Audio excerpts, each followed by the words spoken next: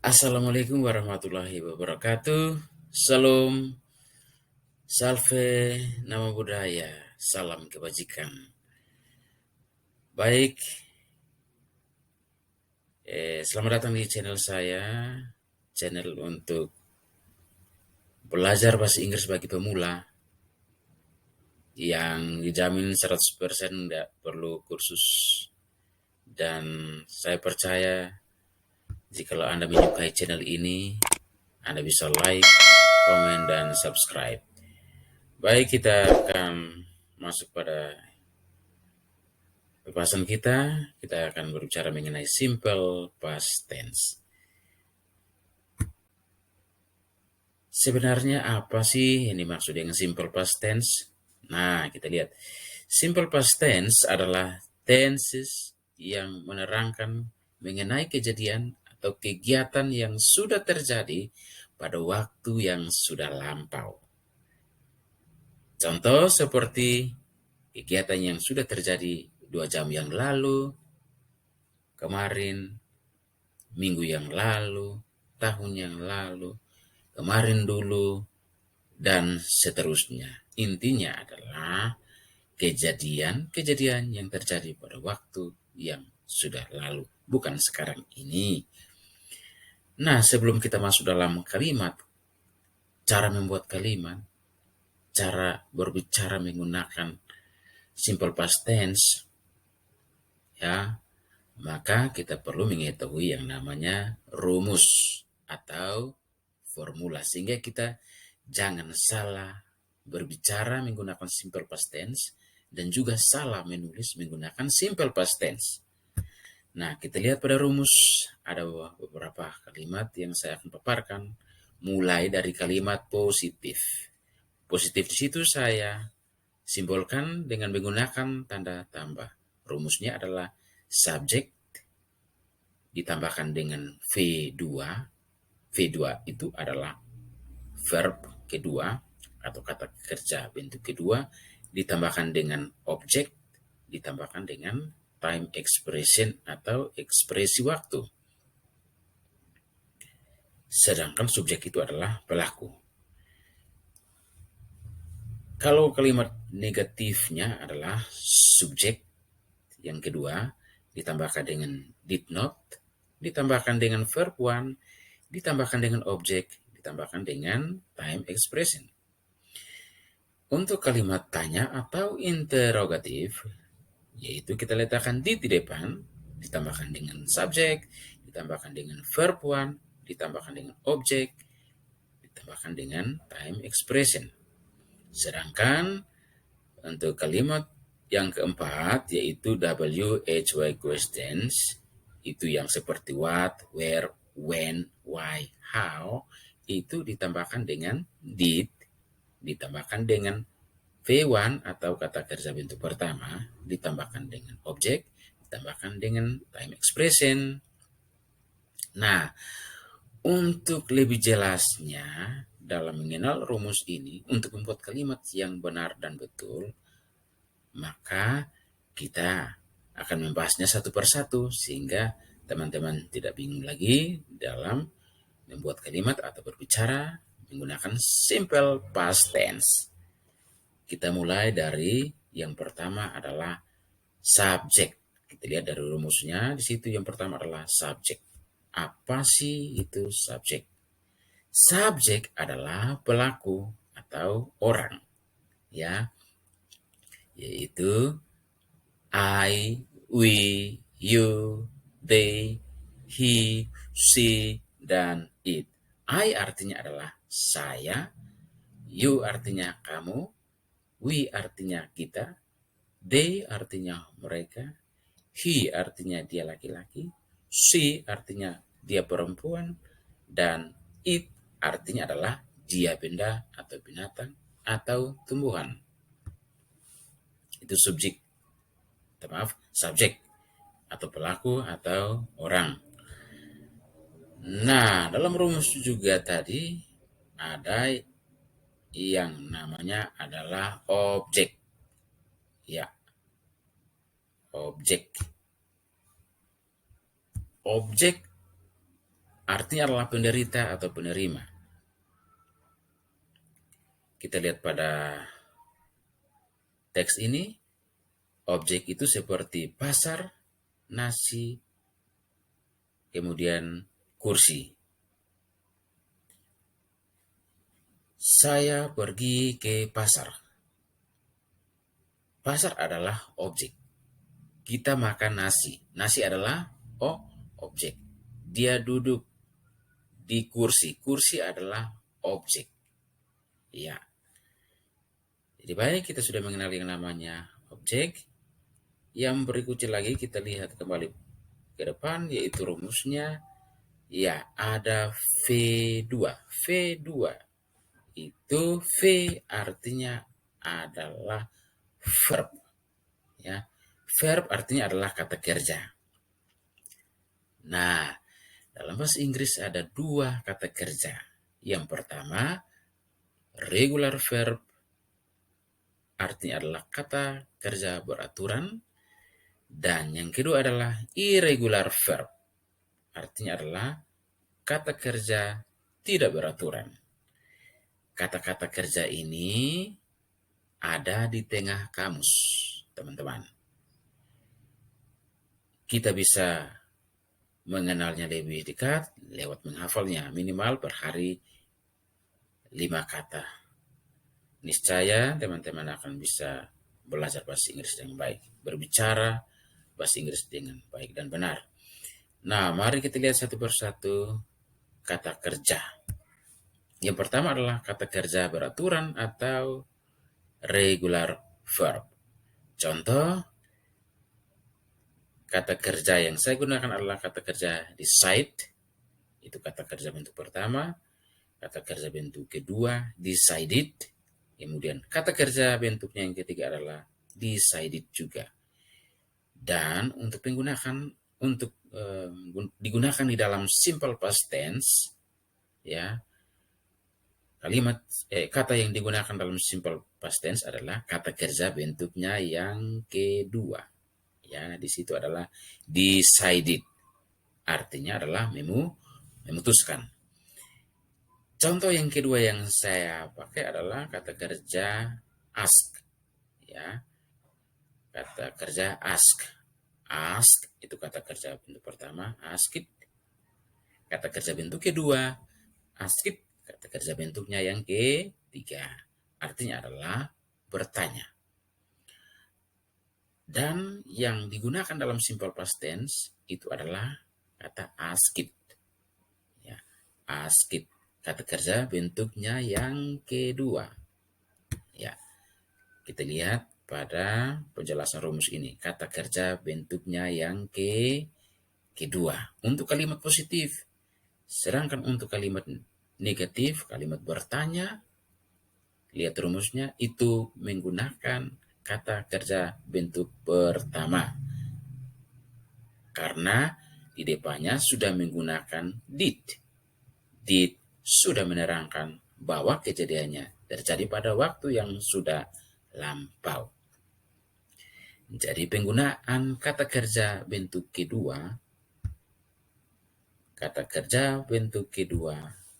itu digunakan untuk kalimat positif. Ya, kita lihat kembali kepada rumusnya, ya. Digunakan untuk kalimat positif. Ya, lihat baik-baik rumusnya.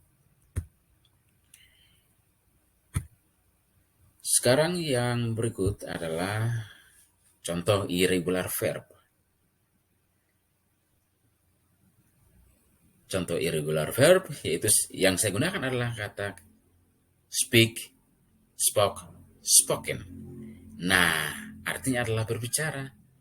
Dan kata kerja yang digunakan adalah kata kerja spoke untuk kalimat positif. Contoh kata berikut yaitu kata kerja go, went, dan gone. Dan kata kerja yang digunakan adalah kata kerja went untuk kalimat positif. Kalau kalimat negatifnya adalah kita menggunakan kata kerja bentuk pertama yaitu go. Ya, saya yakin teman-teman sudah mengerti. Nah, sekarang kita datang lagi kepada, kita lihat rumusnya. Ya, yang paling bawah WHY question, atau biasa orang sebut 5W 1H. Ya, teman-teman, 5W 1H itu seperti apa ya? Ya, kita lihat. Yaitu what, where, when, why, how, dan who. What artinya apa? Where artinya di mana? When artinya kapan? Why artinya mengapa? How artinya bagaimana? Who artinya siapa? Nah, untuk menggunakan what, where, when, why, how, dan who, kita lihat pada rumus. Ya, what, where, when, why, how, lihat paling terakhir. Itu setelah itu ditambahkan dengan did. Ditambahkan lagi dengan kata kerja bentuk pertama atau V1. Ditambahkan dengan objek. Ditambahkan dengan time expression. Nah, kita lihat lagi. Mudah-mudahan teman-teman bisa konsentrasi. Ya, time expression. Ya, ini melihat rumusnya, time expression. Time expression itu apa sih? Nah, mari kita lihat. Time expression atau ekspresi waktu, yaitu otomatis mengekspresikan mengenai waktu yang sudah terjadi. Seperti contoh, yesterday, last week, 5 minutes ago, dan seterusnya. Yesterday artinya kemarin sudah terjadi, ya kan? Last week, minggu yang lalu sudah terjadi, ya kan? 5 minutes ago, 5 menit yang lalu. Kejadiannya sudah terjadi. Sehingga rumus ini, rumus untuk membuat kalimat past tense ini sudah jelas bagi kita. Yaitu subjek kita sudah tahu, yaitu tadi saya sudah katakan, I, we, you, they, he, she, dan it. Ya. Kemudian ikuti lagi dengan verb kedua, kata kerja bentuknya yang kedua.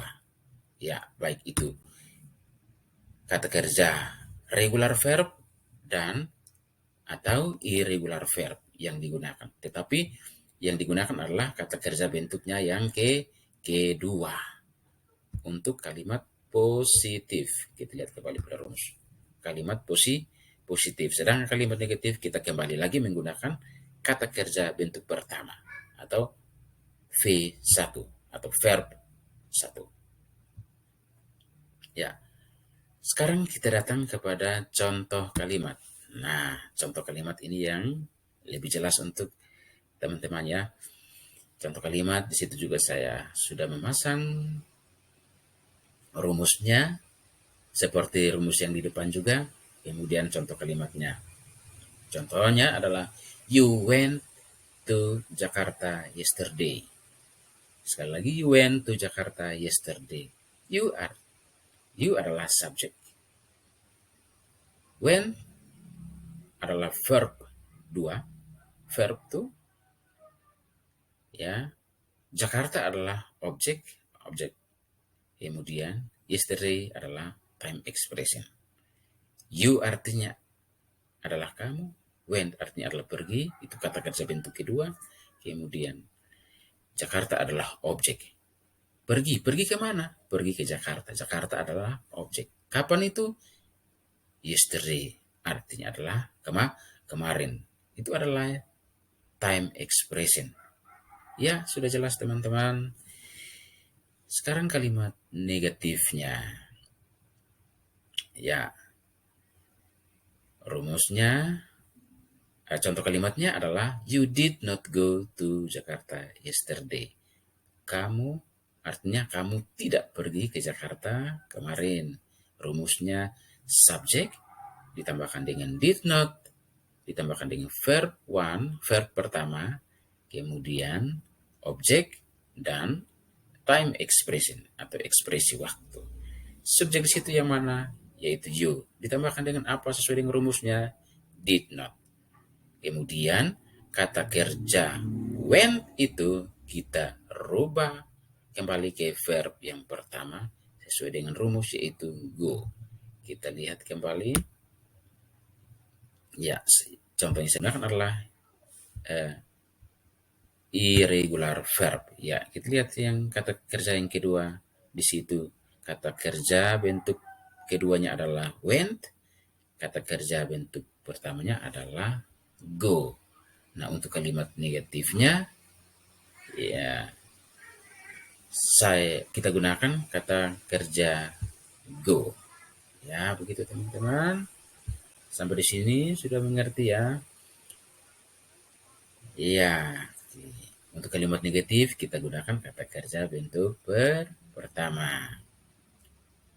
Kenapa? Karena di depannya sudah menggunakan kata kerja bantu yaitu kata kerja bantu did. Ya. Berikutnya lagi, kalau kita ingin untuk bertanya, ingin membuat sebuah kalimat bertanya mengenai sebuah kejadian yang terjadi pada waktu yang lampau, maka rumusnya kita pasang seperti yang sudah saya jelaskan, dan contoh kalimatnya seperti did you go to Jakarta yesterday? Jadi untuk membuat sebuah kalimat bertanya kita pasang did di depan, kemudian subjeknya. Subjek di situ adalah you, seperti yang tadi sudah terangkan. Kemudian verb one yaitu go, kemudian objek, kemudian time expression.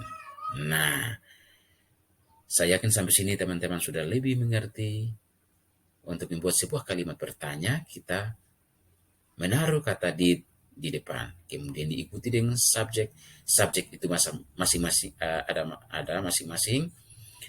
Seperti you, they, he, she, dan it. Boleh-boleh saja. Tapi di sini saya contohkan, saya ambil contoh yaitu you.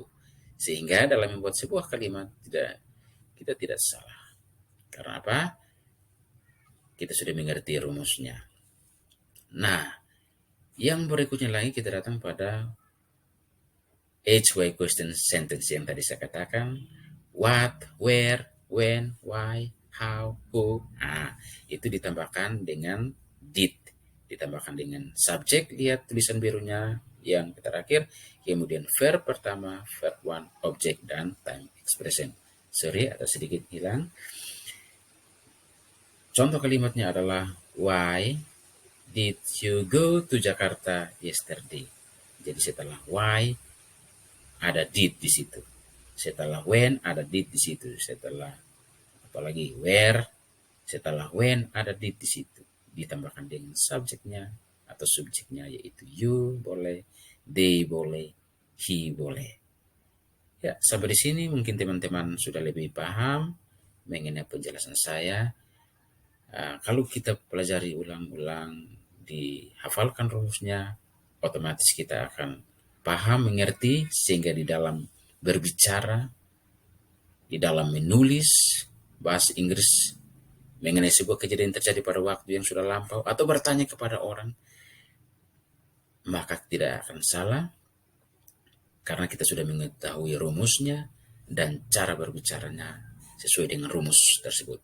Nah, kita datang pada keterangan V yang tadi saya maksudkan di depan itu adalah verb.